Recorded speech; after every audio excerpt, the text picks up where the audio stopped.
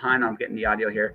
Me and James just started talking about how we're doing in this pandemic. This is the great James Alan Gardner. He's a science fiction author extraordinaire.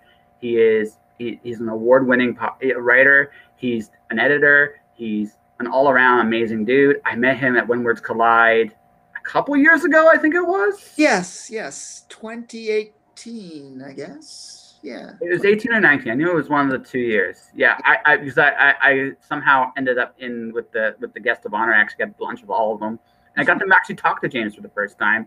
He's a really cool dude, and I just want to introduce people to him because James is awesome, and he truly is. But yeah, I've said this on the show a few times, and this is it. Like where again, ultimately looking at North America, you want to look at like other countries like Japan. You want to look at like other countries. They're very consistent in what they did. People lost, but the government was very clear on what their message was and how people were to conduct themselves. And they made sure that people were taken care of. Now, Canada wasn't as bad as the States, but the States, in all fairness, is kind of a low bar. Like it's not like we could trip on that one. But Canada, where Canada really screwed up was because there was always half measures. Like compromise is the nature of government, generally speaking. And in most cases, that's just the nature of the beast. But in a time like this, right, when there's a lot of ambiguity and there's a lot of questions, the last thing you want is an inconsistent stance on stuff. And I don't know, I don't, and this is where I think Canada really failed. There is no consistency across the board. And because there is no consistency across the board, it creates and on top of the fact that people who have to go outside to work are considered essential, it creates a lot of pressure that may not have been necessary. Does that makes sense? Well, and essential workers were sent back. Certainly did, Jag. Yeah. Hello, we aren't making enough money. You guys have to go back to work and make us more money. I mean, the classic. Yeah. Anyway. Yeah. COVID, etc., has been talked about to death, I'm sure.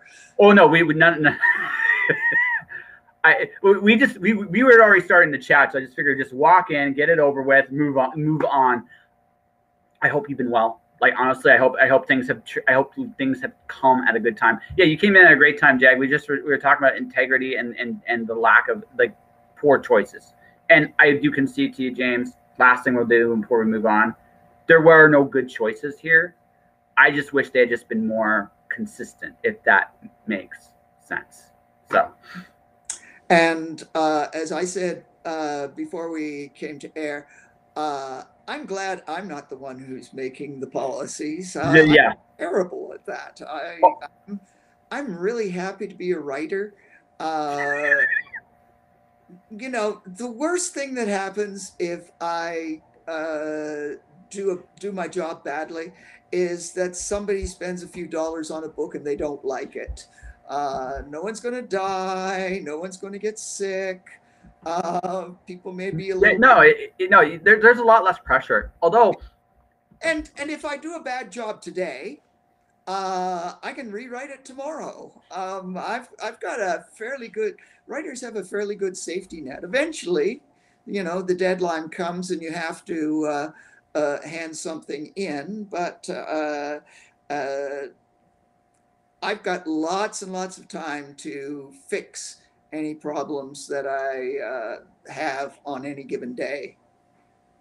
So Jag's a game writer. She writes reviews and stuff like that. Your stuff's timely. James writes awesome novels. I have written a little bit for games. I did a bit for Onyx Path. Oh, cool. And yes, they are under more pressure. But again, you've got editors and you've got, at least for them, they've got a hand in your first draft, get feedback, and then take another crack at responding to the feedback. So it's not like it's just, you have to get it right in 15 minutes or you're in trouble. That's not a good type of writing for me. You brought an interesting point up. I kind of want to go back to this, and I'm going to ask a question. if someone doesn't like your book, does that mean you didn't do your job? Because I have a counterpoint I'd like to bring up, and maybe you may agree or disagree. Well, so no book is for everyone. You know, if I'm writing, I tend to write comic action adventure, and if you want a comic action adventure, I hope I give you a good one. If you aren't in the audience for that sort of thing, oh well. that's that's not what the book is, and you can't please everyone. No, but I actually just want to point, like, I think here's the thing. I think it's more important to create a reaction than it is necessarily like the fact that someone like absolutely despises your book. I still feel you did something right, because it's not the worst thing is neutrality. It's like, I feel nothing about your book. That is like a death knell. But it's like, I hate this. That could be a bunch of different reasons, right? Because you could have done a great job and it's just not someone's cup of tea, as you said. But also, it's just like someone could vehemently, like, they're into what you're actually saying. Maybe they vehemently disagree, or maybe they vehemently don't like how you told the story. But I feel like that's actually relevant, because I mean, you want people to like your stuff, but I also think that the fact that you create a feeling, no matter if it's positive or negative, is honestly an indication of good writing. It depends, you know, Yeah. why they are pissed off. I mean, if I'm, you know, espousing Nazism or something like that, um, bad. If well, frankly, I do try to avoid the usual isms: sexism, racism, homophobia, blah blah blah, and uh, there are some things I don't write because either I would have to work really really hard to do an authentic thing, or I'm just not I'm not the right person to do something. You Yeah. know, if I were going to write you know, a story about racism in Canada today as a cishet white middle-aged guy, um, that would be going out on a serious limb. I won't. In the back of my head, I think that any good writer should be able to do anything, but to do something that is so far away and so uh, off what is natural for me, I would have to be super, super, super, super careful and doing a lot of research, and even then, I would probably not get it right. So that would be a bad thing. Well, I think honestly, with that, like, it's also, it's not what you do. I mean, it's not something you have a context of. I mean, you'd have to either, if you were to try it, you'd either have to see it a lot, like around you, to such a degree that you can make an honest statement about what you're seeing. But if you're not around that at all, and it's interesting too, because in Canada, I'm not saying there is racism in Canada, but it's not like the United States where it's so flagrantly out in the open the same way. It, like, you find it a lot of times, you discover it the hard way. And if you so a lot of people never actually have to see it here. So I mean, yeah, I mean, if I were to try it, I mean, same thing, I'd be crucified, because what context would I have? I mean, I've seen some things that made me go, oof, but this isn't like, again, this isn't like in the United States. Oh no, it totally does exist here, Jack. I Yeah. got stories, like, almost all of us have seen it, but it's not to the same. In the United States, it's very blatant, like incredibly blatant. When you see it, there's no question. Here, it's a little The, trickier. the classic Canadian politeness hides it. But yeah, it's certainly, uh, our hands are not clean. And the US, as you said in a different context, is such a low bar to beat that we can pat ourselves on our back and say well, at least we aren't that bad. But that's blinding ourselves to some very bad things that exist. No, absolutely. I hope going forward, the one thing I realized as I gotten older, I don't want to compare myself to the United States anymore. I just got to look at what Canada honestly does and doesn't do, and I would just rather just be honest about ourselves, because you're not going to fix anything and go, well, we're better than that guy. I mean, that makes you feel better in like a minute, but it doesn't change the fact that things are still here. Mm-hmm. Yeah. It's easy to congratulate yourself for easy things and then not work to do good things. Anyway, let's go to lighter stuff, because you were talking about humor earlier. So my question for you is, you've written for a long time, so what led you down this path? Oh, I have stories that I wrote when I was 5, or at least my mother had stories, and my mother's not around anymore, but had stories of mine. I hope she, lost them someplace in the basement of the family home, because they're old and awful. I've just been writing forever. A while back, someone talked about first fanfic, and I wrote fanfic 10 years before the phrase existed. Yes, in 19 so supposedly it was invented, the term fan fiction was invented in 1976, at least that's what Merriam-Webster says, and I was writing Man from U.N.C.L.E. fanfic in 1966. So I was about to ask, oh my God, that's a cool series to start with. I love Man from U.N.C.L.E., and I was just a kid and probably didn't understand half of it, and oh my God, it has not aged well. No, but again, this is like Man from U.N.C.L.E.'s pulp. Like almost none of the pulp stuff. I think the only one that kind of does is Doc Savage. Yes. And I'm only gonna say kind of, but most of the rest of that pulp doesn't age that well, because it's a completely like dated time. Like for its time, it's fun. It would never exist as we know it today, but back then, man, that was just cool stuff.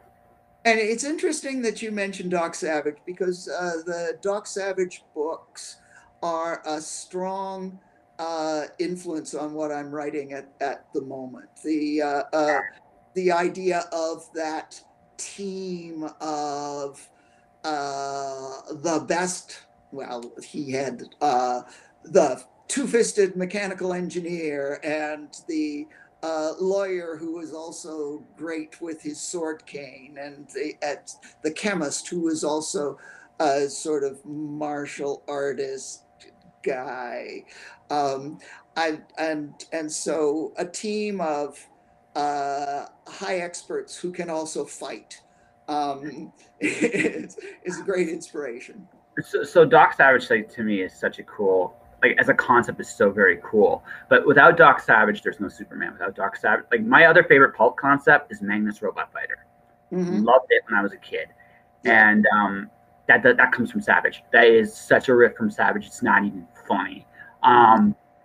But no, I've always, because he's one of those characters that's just, he's the prototypical King Arthur character, but he's interesting because he has his own quirks and flaws and fables, and he's not a hard concept to reimagine for today, because the man of tomorrow.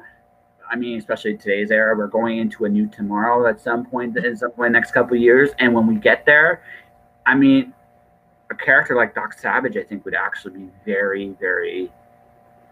It's very there. It's very real. I believe The Rock has been signed to do a Doc Savage movie, although that's was announced a couple years ago, and I haven't heard anything happening on it. So, but it'd be cool. Yeah. Well, it's a concept. Like, again, without Doc Savage, there's no challenges of the. There's no challenges of the unknown. Without Doc Savage, there's no Fantastic Four, right? Like there's so many, like, comic books, especially. owe a big debt to that character. So, yeah, you should definitely look it up. It's possible. Rock's right now doing Black Adam with Shazam, so that's his next next project. I don't know whether he gets to Doc Savage or not, but I mean, it's like anything else. Like I mean, I'm sure you're aware of this too. When your stuff gets optioned, right? Yes. Right. It's hey, I got option. That's cool. And I mean, as a writer, it's great. Sometimes you get literally paid to do nothing, but it doesn't necessarily mean your book's ever going to see the light of day on the screen. By the time they start mentioning stars, it's more likely. But as I say, his name was up for Doc Savage, and yeah, someone says there. But I mean, COVID has messed up movie schedules all over the place, and who knows? Oh yeah, survive. Oh. The movie industry, I figure it's probably another year.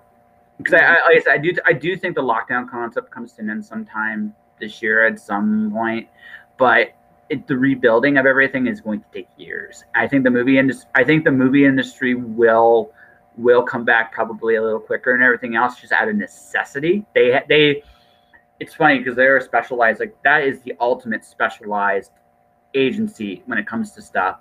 And now COVID has forced them to change how they're going to do things, but content's in high demand, things are going to go, and there's only so much material left out there, right? So at some point they're going to have to figure that out. I think the movie stuff starts really coming back, not this year but next year, although there are things being filmed right now like all over the world still. So it's not like it's stopped, but it's there. I think going to be the industry that you'll see the most adjustment first, because they're the ones out there all the time doing stuff.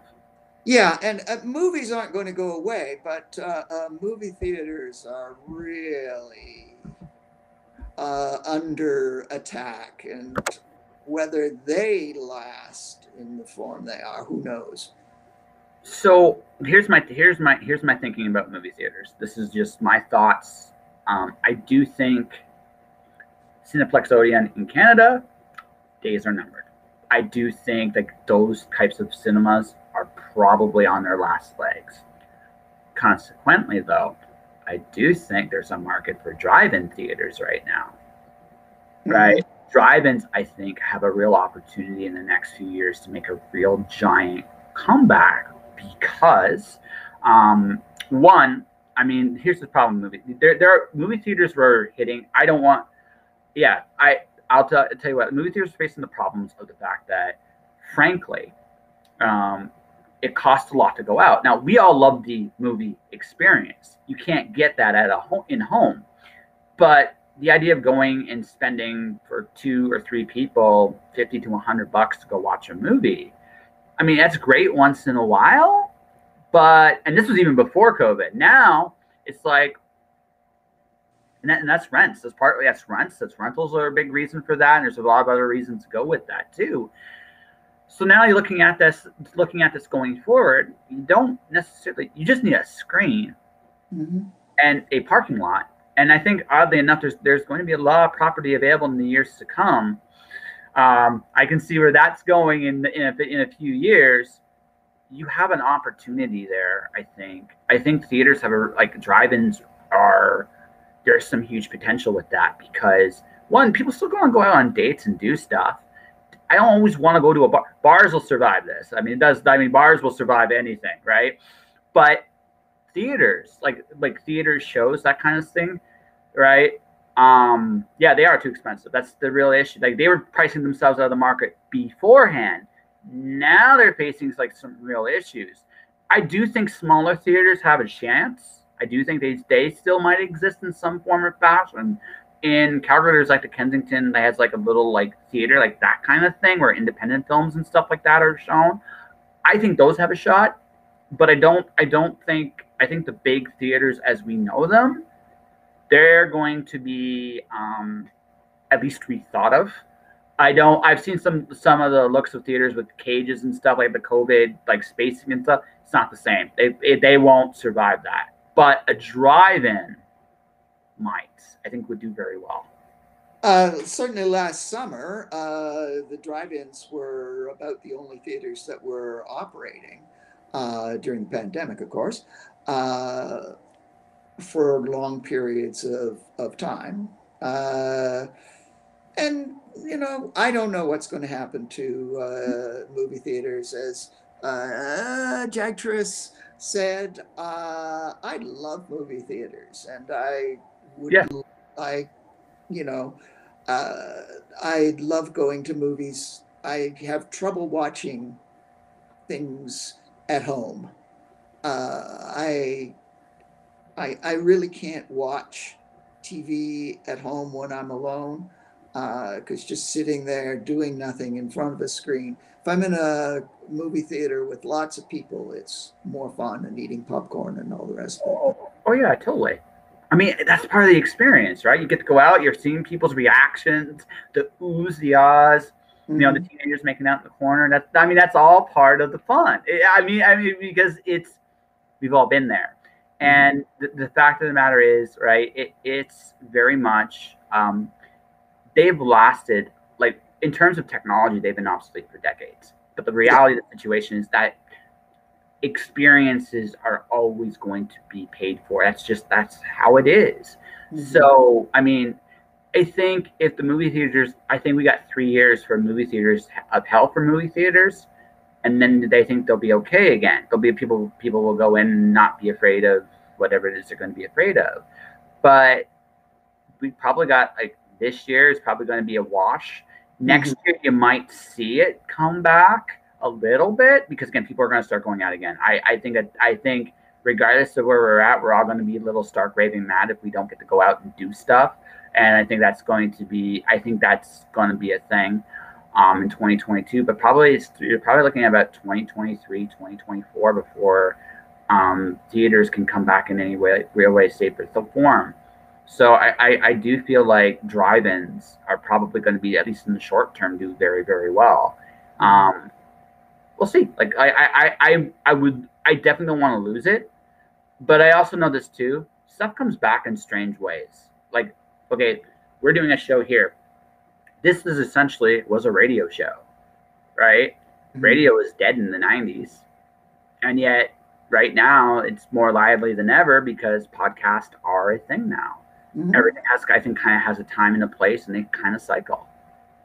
Well, and podcasts are great because they can be, uh, they cost practically nothing to produce. You could pay your actors if you want, or your pundits, or whoever is part of it. Um, but there's such variety. Uh, there's, some guy wants to tell the entire history of Rome, and Yeah, does. I love the History of Rome podcasts and his current one. So he does 200 episodes on the history of Rome, and you can get some cool stuff. no, podcasts are incredible. They're another form of storytelling medium. So going back to a pulp thing, I Mm-hmm. love the old Shadow radio shows. They're Yeah. awesome. They're amazing. But again, they're back in a very new and different way. I mean, there's lots of podcasts out there now that tell stories all the time, Mm-hmm. and it's like I said, everything kind of has goes in cycles. It's like sometimes there's no room for something in this moment in time, but 10 years later, suddenly that opportunity comes and people see it for what it is, and it's like, holy crap, we got a brand new experience, or rediscovering an experience that was long gone. That happens all the time. Like I said, I use the podcast as an example because radio, like, was dead for a very long time, and now with the podcast, I've kind of like injected some health in because as you say, they don't cost anything and they're about anything. Mm-hmm. Right? There's a podcast literally about putting you to sleep. I'm not kidding. I've been listening to the Magnus Archives, which is a cool horror podcast. Yeah. Um, that's been going on for 4.5 years, and it's going to wind up in a month or two or three. They're close to the end of the fifth season when uh, uh, the entire show will wrap up, which is kind of cool too. Everything has an end. Like, I've done 500 of these. I Mhm. like it, but I know there's at some point I'm not going to be able to do these forever. Maybe, kind of. Maybe we'll see. Right. But I mean, everything has a finite place, and I think if anything about this time is taught, it's taught us nothing lasts forever. Enjoy the moments and enjoy those little things you have, because you never know, like, all right, how long you have them for. So I mean, anything about this time, I think that's probably the best lesson of it. So, but let's see. So, how do you come up with your book titles? Because your book titles are awesome. They're just awesome. The first, well, it took us a long time, the current series. My first series, all the titles were one-word things. So, and they,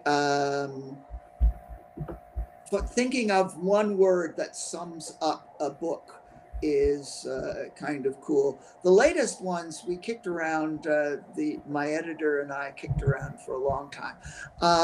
For those who don't know, I do have it here. There we are. All those explosions were someone else's fault. And then they promised me the gun wasn't loaded. I just you know, like those are, I looked at those and they were like genius. Like, yeah, the next one, I hope, nobody told me you could break the moon. And eventually, that one, I hope I'll write that one. That's next in the series. It's not what I'm working on now. What I'm working on now, I don't have a title for, but we will see what happens with that.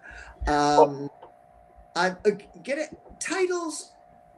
I love trying to think of weird titles. I read a lot of short stories, and with short stories, you don't have to fit it on a cover. It's just going to be in a magazine or an anthology or something like that. So you can have long titles, short titles, that sort of thing. I mean, the first story that I got an award for was called Muffin Explains Teleology to the World at Large. And I love the title, and you can just go along with that. I've had short titles too, but your humor's awesome. Like, honestly, there's a certain whimsy to you, and that's I hear it and I'm like, okay, I'm in. Like, I don't even know what the book's about, but it's like, I'm in. I don't, because you create such a tone with your work that okay. It's the expectations are just fun. So Jagtress there mentioned red shirts, and I would just like to say that I did that years before Scalzi did. My very first novel, Expendable, was basically about Star Trek red shirts.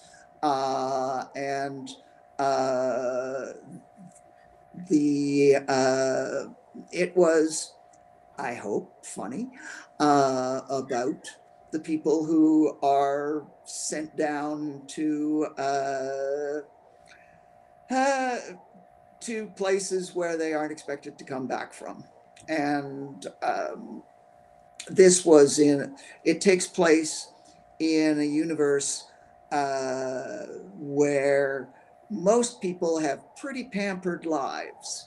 And really the only people who are likely to die on the job are the explorers who are being sent someplace where nobody knows what the hell is going on, and going down to a planet nobody's ever been to before is, semi-suicidal. Anyway, yes, there. Big plug for my previous series. Yeah. Right. Hey, listen, this is what you're here to do, right? Plug your stuff. Yeah. So I'm going to answer Jag real quick. Jag, more often than not, there's no real new concepts in science fiction. There really isn't. It's all in how it's told and how it's marketed. Mm-hmm. James probably isn't the first person to do red shirts either. But I mean, because because there's such a long history of science fiction, and often, and I say this with all sincerity, Canadian authors, by and large, do not get the same marketing some of the other guys. And Scalzi, by the way, to his credit, is a great writer, but he got promoted in ways that James hasn't. That doesn't necessarily mean that's a bad. Again, James certainly has a career. And Scalzi, of course, has that great website that he works tons on, and that's where he started to make his name, or made his name at the same time that he was writing. And I've never had the dedication to do that sort of thing. And anyway, that's fair enough. But I mean, you write good books, so it's not like it's not. We all have to make decisions of kind of what our priorities are. I think we all, and the fact of the matter is, like, good writing is good writing. It really, really, really, I mean, ultimately that sells itself. Now, you can't control your audience, who your audience ultimately ends up being. You just put out the best book you can out there. Now, you could definitely, I'm sure, market it more if you really, really, really, really wanted to. Sure. Of course. But you got to be able to live with yourself too. And you're in a good enough position that you don't have to market 24/7 with your book. People know who James Alan Gardner is. That's right. Now, you may want more. Who doesn't? Right. But at the same token, I mean, we gotta be all comfortable. Like there is something to be said about being comfortable in what you're doing. And I get a sense with you, at least, that you enjoy your career and you enjoy how it's gone, and really, I'm not sure you'd change anything. Well, I mean, I'd obviously love to have huge sales, and people, hot women throwing themselves at my feet or something like that. The $1 million Hollywood contracts would be nice too, but no, I like writing more than anything, and I'm not good at the business stuff, or don't work hard enough at it to become good or something like that. So I just write, and I write things that make me laugh most days. So, honestly, that's a good way of looking at it. I mean, I look, for me, I'm writing about a killer cupcake in one of my novels, like Pac-Man style killer cupcake. There's something about being irrelevant it's so much fun when you're having fun writing, isn't it? Yeah. I mean, what I am currently working on, and whether this ever sees the light of day or not, I don't know. But I tell everybody it's Sailor Moon meets Doc Savage in the French Revolution. And yeah, and it's just a whole lot of fun to write characters like that in a world like that. And magical girls are so much fun. So my first book, like my first novel, which I did independently, The Cloud Diver, one of my first editors like, you made a magical girl. I'm like, no lie. I read again. I guess it did. Oh, I'm glad you caught that. And in the mid-90s, I broke my ankle badly, and for 2 weeks, I basically could do nothing but lie on the couch watching TV all day. And during the day, I had the choice of soap operas, game shows, or a zillion reruns of Sailor Moon. Oh my God, the English? I made the Intelligent Chapter. No. Sailor Moon was on like 5 times a day in various parts of the arcs, and over the course of like the 2 weeks, and for a long time after that, I just watched a ton of Sailor Moon, and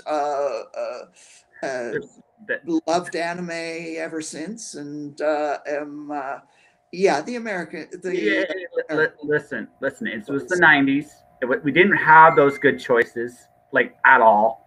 I mean, like the new Sailor Moon's really good. I mean, but the one thing you gotta give the old Sailor Moon, this is the one thing I will give it every day of the week. The music was amazing. If nothing else, like the battle themes were really cool. The rest of it, not so much. And as to how, and Jag, to answer your question, I have a buddy. He's obsessed with Sailor Moon. He was obsessed with it in high school. He had everything up to and including the Alpha Getty. There was Sailor Moon Alpha Getty. So, yeah. Well, no, you may not know that back then, Jag. You may not know that you could have gotten the Japanese stuff back then. And also, it was expensive. His ankle was broken and he was home. It turns out that there was a specialty video store in town, and after my ankle was unbroken, or at least after I could move around better, I did go and check out the non-dubbed versions of Sailor Moon. So I got, you know, the subtitled versions, and I got a lot of other anime stuff, mostly in the 90s. But now, I mean, you just subscribe to Crunchyroll and a few other things, and you can, well, waste your life. Yes, totally. So I'm going to tell you my guilty pleasure for anime right now, and that's Fairy Tail. That's my guilty pleasure. Okay. That show is silly, fun, but great characters. The characters make that show. Pardon? Yes. I didn't catch that. Sorry. I haven't seen Fairy Tail. I don't know much about it. It's a time sink. It's a time thing. Oh, yes, Jag. It's my guilty pleasure. My favorite anime though is Full Metal Alchemist Brotherhood. I really dig that show. That one was really good. And Cowboy Bebop. Cowboy Bebop's just really cool. Since we were talking about magical girls, Puella Magi, what is it? It's basically Latin for magical girl, something or other, and it starts out like a normal magical girl series, and around episode 4 or 5, it gets so dark and falls, and suddenly you realize that it isn't this cheerful little thing. It is, oh my God, this is going to end so badly. So it's a very effective series for deconstructing magical girls and just, oh my. Magical Girl Murdoka is another one that does a really good job of it. It's dark, but it's just like, wow, that like you don't see where that goes the whole time. When you get to the end, you're like, holy crap, was that good? But it's interesting, like they're such a fun trope to play with, and there's so many of them to play with that, I mean, okay, so do you still got like a soft spot for Sailor Moon, or do you have actually, because I'm sure you've been doing your own research with this?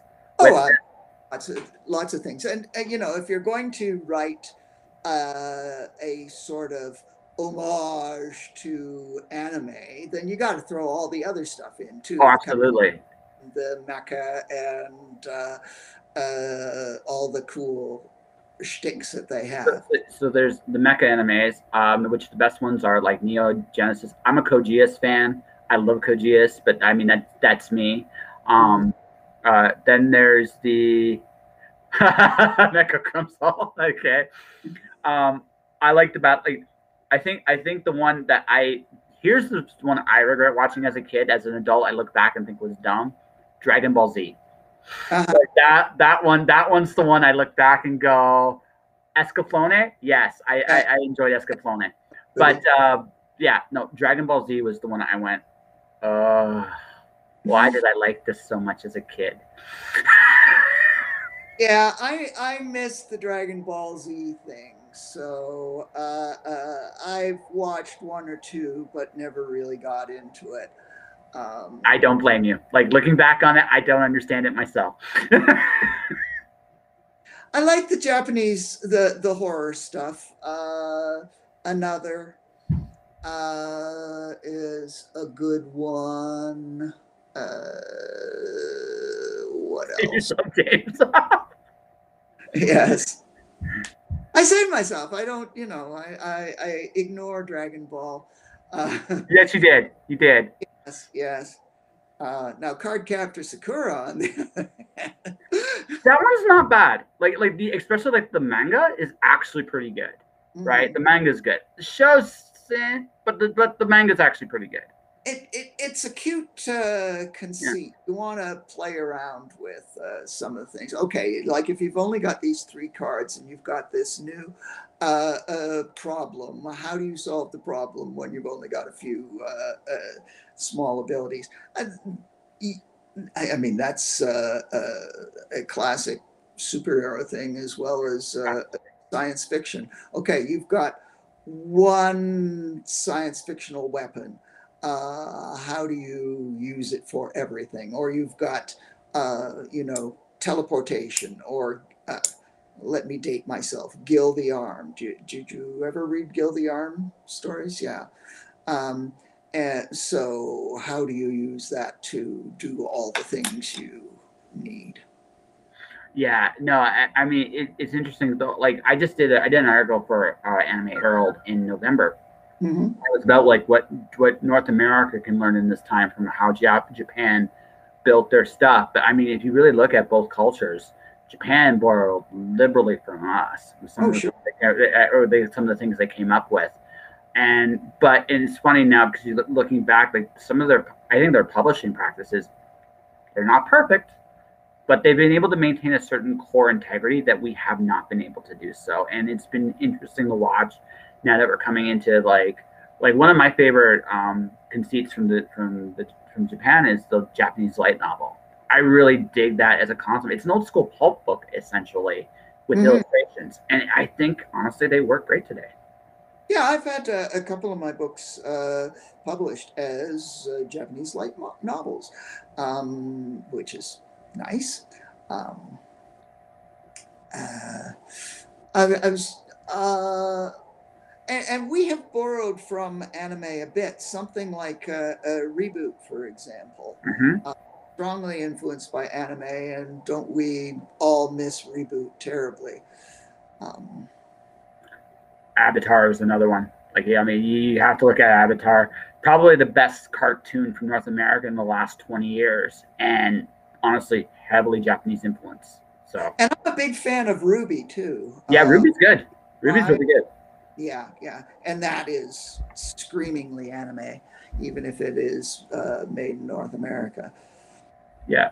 No, it's just one of those things where you look at it and you kind of just look like it's amazing to see like we're a closer world than we've ever been because now we can look at all these different influences all over the world and we're almost creating like new stories and old stories. And it's fascinating. Like you're taking like Doc Savage, a 1920s.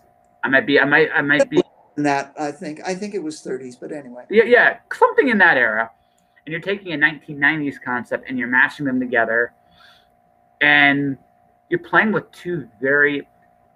You must have a like. What do you actually prefer? Defying expectations or playing right into them? Because either way, there's so many jokes you can play into that. I mean, you do both, right? A novel is a huge thing.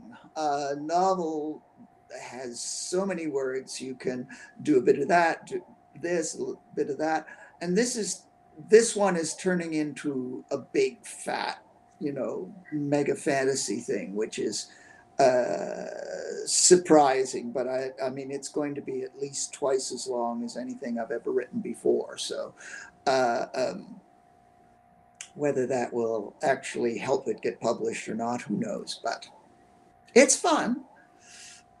Well, that's really all that matters. Like, so I guess I have a fun then question we can kind of delve into because we talk about the joy of writing for you because that's a big thing of what you do, and a lot Mhm. of times you're having fun. So I gotta ask this: where does the humor where does the humor come from? Because it seems like you're very well adjusted, if I may say so myself. Right, and you seem to have developed a very dry wit. I can tell even here, like there are jokes at the surface, even if it right. Yeah. But I mean, surprisingly, I don't know if you know the big five personality model, but this is actually has some scientific validity in it. And there are five things to rank someone on: openness, conscientiousness, extroversion versus introversion, uh, agreeability, and neuroticism. And I have no neuroticism. I've taken the tests and I'm just not neurotic. Um, so uh, I don't have that in me. I'm not, one of these angsty people, as many comedians are. Uh, but I uh, put myself in the shoes of characters. Almost all my stuff is first person, although I'm doing some third person now. And so you get a character who is quirky in some way, who is fun to stay with, and occasionally, if I improvise in their voice, they surprise me. Even if I kind of know what the action of the novel is going to be, the way they put things, the way they see things, the quirky ways they react to stuff, uh, surprise me because I'm basically like an actor playing the part when I'm doing them. And so uh, that's what keeps it amusing for me. It's like spending a few hours a day with a really strange friend and having them tell me what they did yesterday. Um, and uh, that's how I've been writing for ages. First person stuff, they sit down and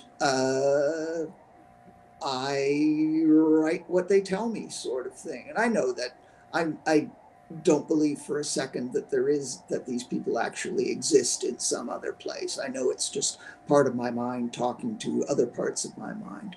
But it's still kind of cool to have that 3 or 4 hours a day listening to someone amusing talk to me and tell me about this thing happened to me and it was so cool. so this happens to me sometimes when I write, and it's this. So my character will obviously have a conversation with me, and they'll be like, "Okay, you know that master plan you have for me going this way? We're not going this way. We're going to go this way." And you're like, but this way was so much fun. And you're like, "Trust me, this is better. Trust me." So I mean, does that happen to you often? Yeah, and the way to deal with that is if the villain's plan goes on regardless of what the heroes do. Um, so the heroes can go off in a different direction, and they have that. But the villain has set the time bomb, and the time bomb is going to go off at a particular time. So even if the heroes think that it's more fun to do this or that, they have to get back on track somehow because that time bomb is ticking.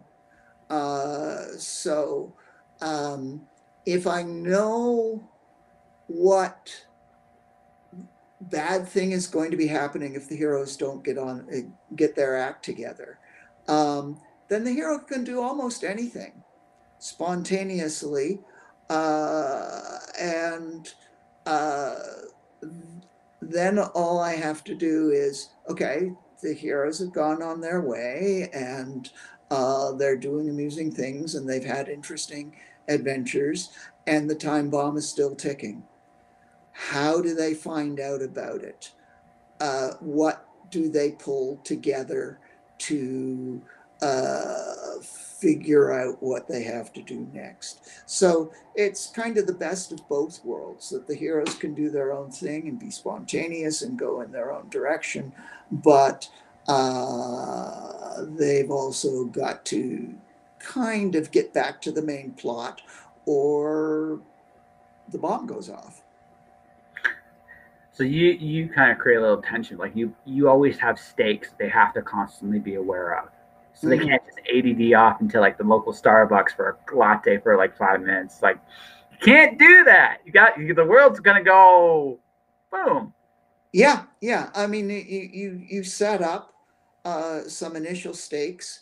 Well, you set up huge stakes that the characters only gradually become aware of, and they get forced to react to it, to deal with it somehow. I was Matt Colville, who's a very good Dungeons and Dragons DM, has a series about running the game, and he recently, like in the last 2 or 3 days, talked about his analysis of Die Hard. And he points out that John McClane in Die Hard does everything he can to avoid dealing with the problem.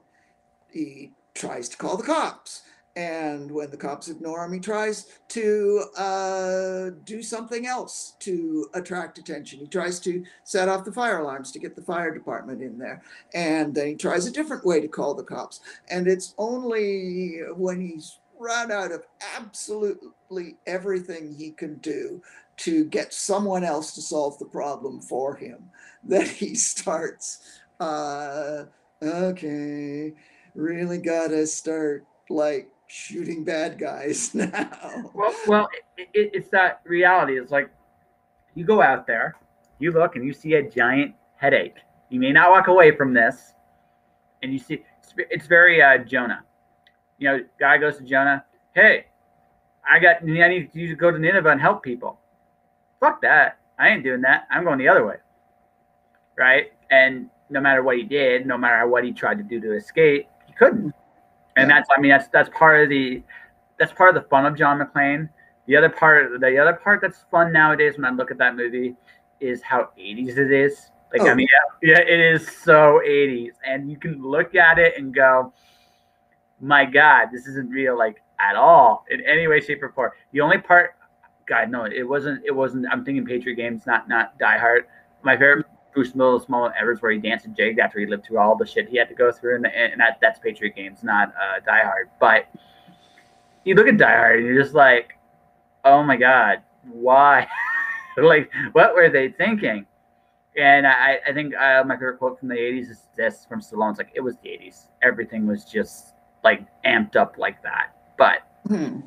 But yeah, I mean, and if a movie is going hard enough, fast enough, you don't ask those questions until it's over. And honestly, the movie did a great job of that. Like Die Hard was a hit for a reason. It just hit the right place at the right time, and you had and Bruce Willis had a good charisma to him, and people liked him. He was a likable character. But part of the reason he was so likable is because he did what any of us do. Like, when you talk about it, it's like, this is messed up. I can't deal with this.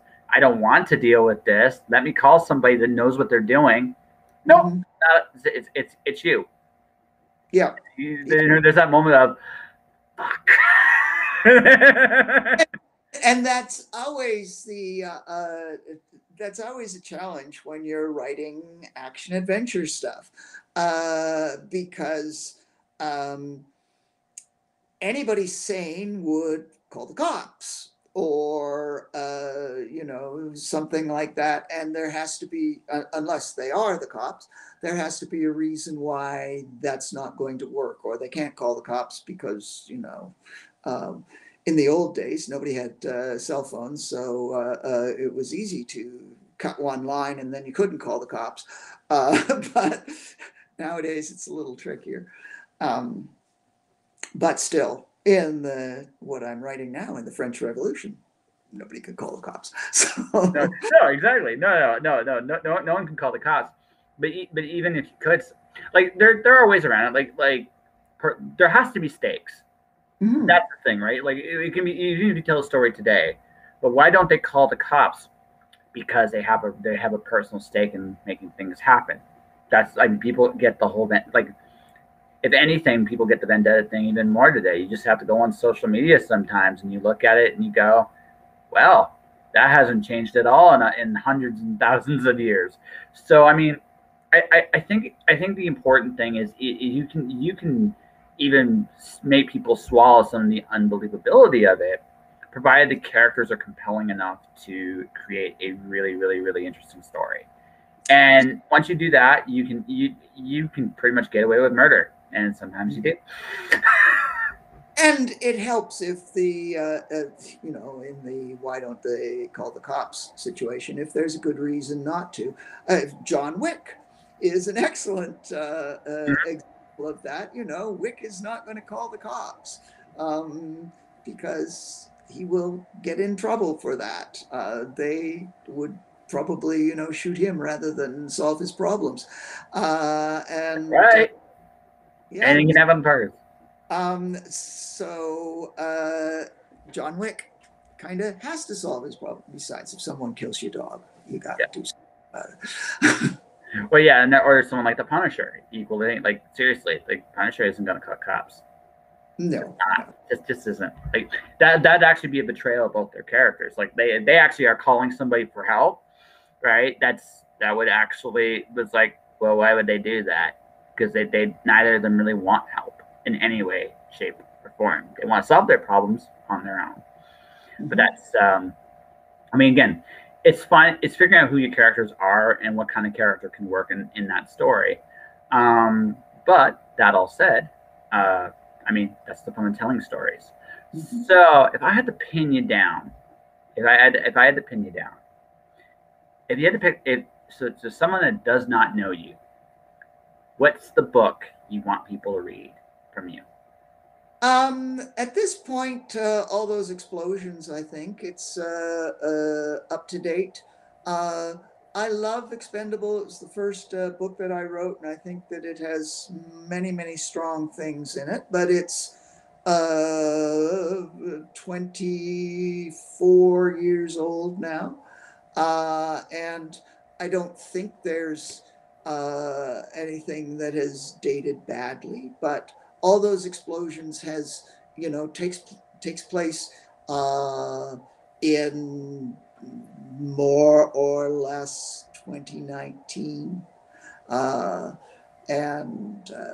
mean, well, actually 2017, but it's flexible enough. People have cell phones. People like eat real food and so on. So, and it has a much more diverse cast than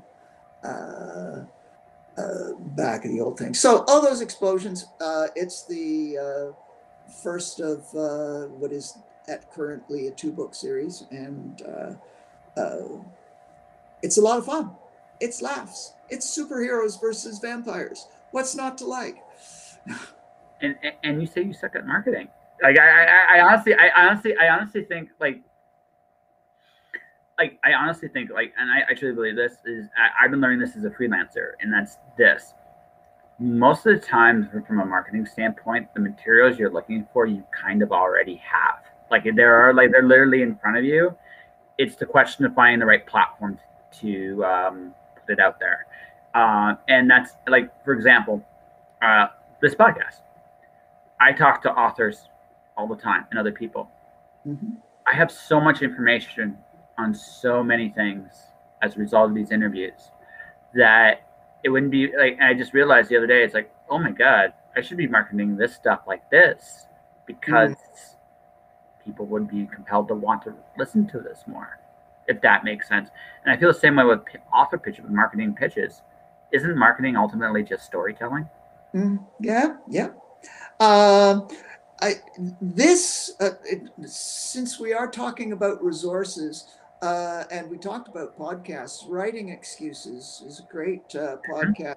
And this year, started, and I think it's still continuing.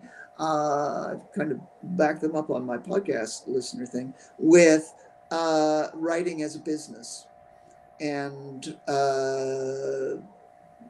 talking about things like establishing your brand and publicity and so on. So if anybody's interested in that, this year's Writing Excuses, starting the first week in January and then running weekly, has a lot of good things on the business of writing as opposed to putting words on page. Exactly. Mr. James, I think we have a good interview here. What do you think? Yeah, it was great. Thank you, John. Oh, no, I'm glad I got to talk to you like this. I've been meaning to do this for, this is my fault, ladies and gentlemen. I've been wanting to get James on the show for like 2 years. And I haven't, and he gave me his and I feel really bad. I'm gonna tell on myself here a little bit. He gave me his contact info to do this 2 years ago, and it's like I don't know why this took so long, but it's good to have something to do in the pandemic. We've all been sitting around twiddling our thumbs, and I know you haven't. I have been. No, like. So I guess I'll talk about this and then we'll wrap up and let you plug all your wonderful stuff and why you're awesome, because you are. But the thing about that is I've had so much opportunity. I've met so many amazing people in this time. I decided that I would take the advantage of the fact that, you know, we all are looking for things to do. And one of the coolest things we can do in this time is connect with people. Mm-hmm. And I'm awfully glad I got this opportunity to connect with you. And I actually now don't know which one I want first, the explosions or the yeah, I'm not sure. That's a tough one. Explosions. Expendable is only available in ebook now, and it's not a great. When they made an ebook from the book, it was not a super good process. So there are some typos in the book, in the ebook. Yeah, I have a bet. I have a personal bet with myself because I am going to do this. Like, I'm about to pivot, and like, if I have to go back to a day job for a short period of time, I know what I'm pivoting into, right? At least short term. Mm-hmm. And if I have to do that, so what I'm going to do is at some point, City Lights Bookstore is going to reopen again. And when I go to City Lights Bookstore, I will bet money I can find your stuff there. I'll bet money I can. Fingers crossed. Yeah. And if anybody wants to know, City Lights Bookstore is based in London, Ontario. It is one of the coolest bookstores. Mm-hmm. It's not the best bookstore. Like here's what kills me about the border right now. John King Books. It's literally 10 minutes from my house, and mm-hmm. I can't go. Yeah, I can't go. It's just I can't go. This warehouse of books. It's like millions of books, all of them amazing, and I can't go to that bookstore. It makes me sad. You know, but it will be great when things, you know, when we all get vaccinated and life can return. I mean, it is 2021. This is the start of the Roaring '20s, and there is going to be such a release of energy when we can all just put COVID behind us. It wouldn't surprise me if the 2020s were as roaring as the 1920s, that we're just going to bust loose and party for the next 3 years. Once I would actually not be shocked. I'm like, you know, may not be the only shot I have to get before when we get to that point, but that's another story for another day. James, you are an absolute pleasure to come on the show. So before we wrap up, why don't you let people know who you are, your latest books, why you're awesome, and how people can find you? Not necessarily in that order. I am James Alan Gardner. I write science fiction and fantasy. My latest books, all those explosions were someone else's fault, and I'm just impressed that they actually look good on. You can actually read the titles on the screen as opposed to mirror imaging. You can find those wherever fine books are sold. They're on Amazon and Borders and AB Books and Chapters and all the rest of those things. You can find my website at JamesAlanGardner.com. And you can find my Facebook page on just by looking at the link that Josh put on his on this interview. I don't spend a lot of time on Facebook. I do on Twitter, James A. Gard on Twitter. And I would love to hear from you if you are interested in saying hi. Note to self, I have to follow James A. Gardner on Twitter. That'll help you take care of it in just a minute. But before I go, first, Jag, I appreciate you coming out here and having a good time with us. For everybody else watching and or listening when they get this, you can subscribe to this podcast on Twitch, twitch.tv/justjoshingpodcast. Tell your friends. I have a Patreon, patreon.com/ there you go. See, you already been found. See, you got a new fan. The patreon.com/justjoshingpodcast to follow that. My YouTube channel is Joshua Pantalleresco. Stay inspired. Keep shining in the dark. And I will see you guys tomorrow night with Kat Flannery. Woo!